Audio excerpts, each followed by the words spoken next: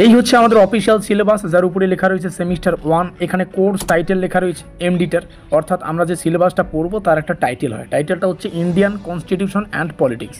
আর এখানে আমাদের এমডি অর্থাৎ মাল্টি ডিসিপ্লিনারি কোর্সের কোর্স কোড লেখা রয়েছে। নিচের দিকে এই লাইনে দেখো, এখানে আমাদের কোশ্চেন প্যাটার্নের সংক্ষিপ্ত রূপটা লেখা রয়েছে। আমাদের টোটাল 50-এর মধ্যে পরীক্ষা হবে, আর এই 50টাকে দুটো খণ্ডে ভাগ করা হয়। একদিকে রাখা হবে 40 আর একদিকে রাখা হবে 10। এবার প্রশ্ন হচ্ছে 40 আর 10 কী? দেখো, 40টা হচ্ছে আমাদের ইএসই মানে এন্ড সেমিস্টার এক্সামিনেশন, মানে শেষ সেমিস্টার পরীক্ষা। আমরা সেমিস্টারের শুরু থেকে পড়ে একদম পরীক্ষা যেটা দেবো সেমিস্টারের শেষে, সেটাকে বলা হচ্ছে ইএসই বা এন্ড সেমিস্টার এক্সামিনেশন, যেটা 40 নম্বরের হবে। আর এখানে হচ্ছে 10 নম্বরটা আমাদের আইএ মানে বোঝো, আইএ মানে হচ্ছে ইন্টারনাল অ্যাসাইনমেন্ট, মানে প্রজেক্ট টাইপের। আমরা যখন স্কুলে থাকতাম, স্কুলে ছিলাম, তখন আমাদের যেটা প্রজেক্ট ওয়ার্ক হতো, তো সেই প্রজেক্ট টাইপেরই একটা বিষয়। বিভিন্ন কলেজে বিভিন্ন সিস্টেম, তোমরা একটু আইএর বিষয়টা কলেজ থেকেই পরবর্তীতে জানতে পারবে বা জেনে নেবে। তো এই যে 40, এটার একটা প্রশ্ন এখনও থেকে যাচ্ছে যে আমরা এই 40 নম্বরের যে লিখিত পরীক্ষাটা অ্যাটেন্ড করবো তার কোশ্চেন প্যাটার্নটা কী, মানে কতগুলো প্রশ্ন আসবে, কতগুলো প্রশ্নের উত্তর করতে হবে। তো সেটা একটু পরে তোমরা জানতে পারবে। আমরা নিচে এসে আমাদের সিলেবাসের অধ্যায়গুলোকে দেখা শুরু করব। আমাদের প্রথম অধ্যায়, ইউনিট মানে অধ্যায়, আমাদের টোটাল 4খানা অধ্যায় রয়েছে। দ্বিতীয় অধ্যায় এবং নিচে এসে তৃতীয় অধ্যায় এখানে, এবং এখানে আমরা দেখতে পাচ্ছি চতুর্থ অধ্যায়। অর্থাৎ টোটাল কিন্তু 4খানা অধ্যায় আমাদের সম্পূর্ণ সিলেবাসে রয়েছে, তাই না? আমরা আমাদের অফিসিয়াল সিলেবাসকে দেখে নিয়েছি, বুঝে নিয়েছি প্রত্যেকটা অধ্যায়, এবং দেখতে পাচ্ছি আমাদের সম্পূর্ণ সিলেবাসটা কিন্তু ইংলিশে প্রকাশিত। এই সিলেবাসটাকে আমরা এমনভাবে বাংলায় আলোচনা করব যাতে করে আমাদের পড়তে এবং বুঝতে সুবিধা হয়। সেই সঙ্গে তোমরা যদি আমাদের পেইড নোটস নিয়ে থাকো বা নাও, সেই ক্ষেত্রে তোমাদের অন্য কোনো এক্সট্রা বই পড়তে হবে না, অন্য কোনো এক্সট্রা কোশ্চেনও পড়তে হবে না বা প্র্যাকটিস করতে হবে না। আমাদের পেইড নোটস থেকে 100তে 100% গ্যারান্টি সহকারে প্রত্যেকটা প্রশ্ন তোমার পরীক্ষায় কমন পাবে। তো যাই হোক, শুরু করছি স্পেশাল ভিডিওটি। নমস্কার, আমি বাপি বিশ্বাস, তোমরা দেখছো study care WB YouTube channel.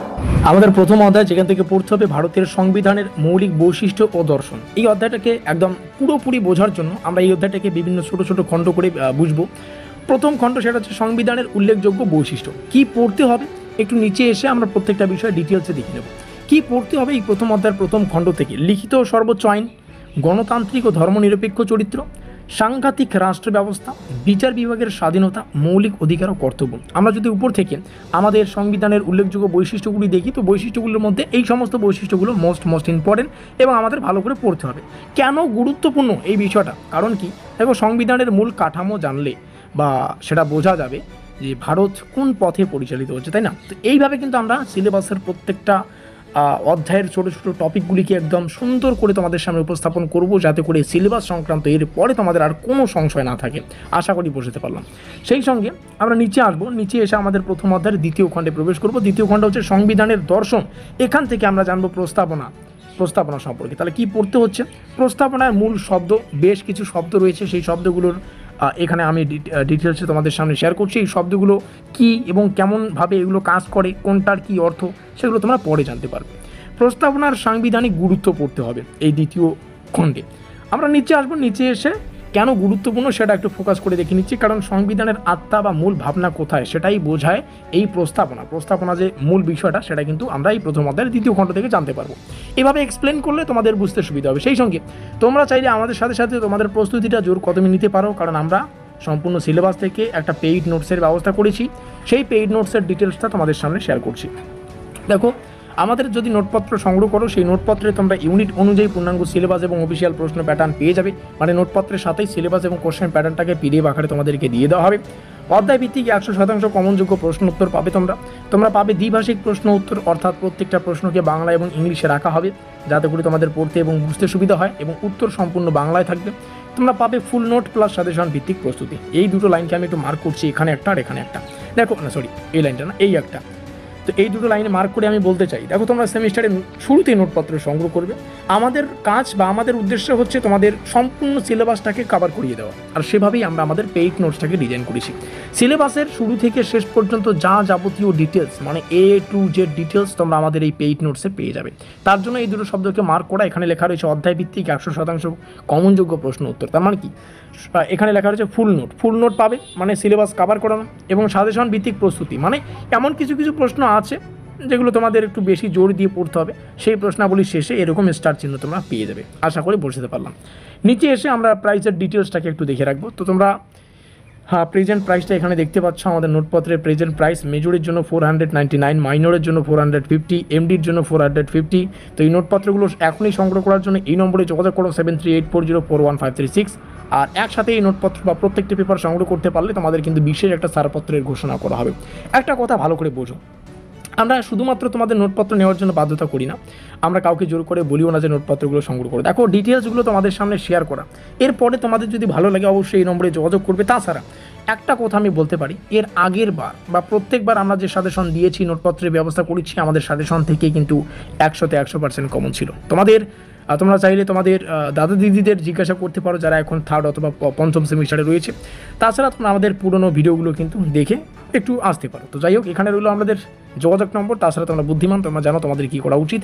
যে সমস্ত ছাত্রছাত্রীর নোটপত্র ইতিমধ্যেই সংগ্রহ করেছো, আমি তোমাদেরকে বলবো জাস্ট একটু সকাল সন্ধ্যা টাইম বের করে পড়বে, দেখবে 1.5 থেকে 2 মাসের মধ্যে সম্পূর্ণ সিলেবাসটা কভার হয়ে যাবে। নিচে আমাদের দ্বিতীয় অধ্যায়ে আমরা প্রবেশ করছি, অধিকার ও কর্তব্য। এটা মোস্ট ইম্পর্টেন্ট একটা চ্যাপ্টার। প্রথমে এই দ্বিতীয় অধ্যায়ের প্রথম খণ্ডটাকে আমরা জানবো মৌলিক অধিকার কী পড়তে হবে। আর্টিকেল 12 থেকে 35, মোট 6টি অধিকার রয়েছে মৌলিক অধিকারের। হ্যাঁ, এখানে দেখতে পাচ্ছি রক্ষণ ও প্রয়োগ যোগ্যতা রয়েছে, right two constitutional remedy, article 32, এখান থেকে দেখে রাখবে। আর কেন গুরুত্বপূর্ণ? কারণ নাগরিকদের স্বাধীনতা ও নিরাপত্তা সংরক্ষণ করে, এই সমস্ত বিষয়গুলো আমাদের জানা উচিত, আমরাও একজন নাগরিক। তো এগুলো পড়বে, মজার সহিত পড়বে আমাদের নোটপত্র থেকে।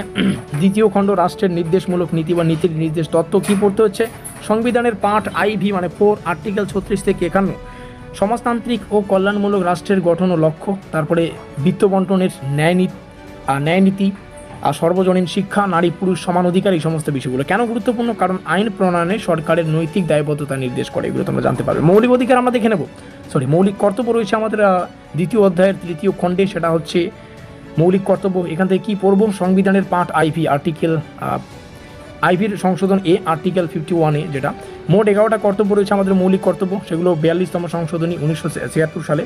আর দেশের প্রতি দায়িত্ব, সংবিধান মানা, পরিবেশ ও ঐতিহ্য রক্ষা, এই সমস্ত ছাড়াও কিন্তু আরও যে 11খানা আমাদের মৌলিক কর্তব্য রয়েছে, সেগুলো আমরা ডিটেলসে জানবো এবং আমাদের নোটপত্রে এগুলো ডিটেলসে রাখা আছে।